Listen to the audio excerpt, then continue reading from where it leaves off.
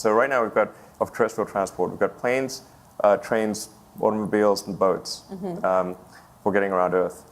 But what if there was a fifth mode? I have a name for it, which is called the Hyperloop. The Hyperloop? Hyperloop, yeah.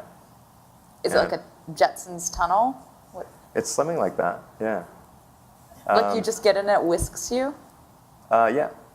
Well, I'll tell you the characteristics. So this is partly prompted by the California train thing. Like we know we've got like a bullet train that's like this, it has the dubious distinction of being the slowest bullet train and the most expensive per mile.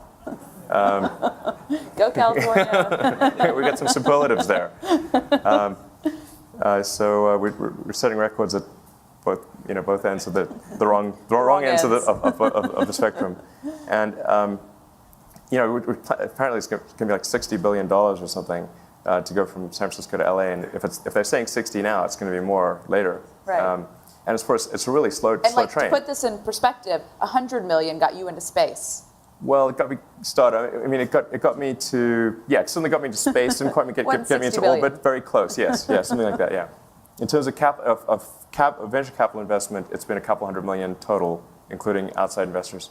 So, and SpaceX has been profitable for the last few years. So I think we can do something that's probably 10% of the cost. And I try to think of what are the attributes that you'd want in a new mode of transport. In fact, what is the theoretically fastest way that you could get from LA to San Francisco? And so the system I have in mind, which is you're guessing in the right direction. Is sort of how would you like something that can never crash? It is immune to weather. It goes 3 or 4 times faster than the sort of bullet train that's being built. Your supersonic jet.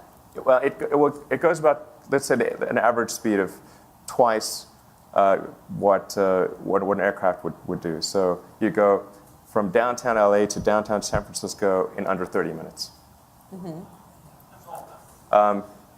And it would cost you much less than an air ticket or car, much less than any other mode of transport, because the fundamental energy cost is so much lower. And I think we could actually make it self-powering if you just if you put solar panels on it. You generate, my rough back of the envelope is you generate more power than you would consume in the system.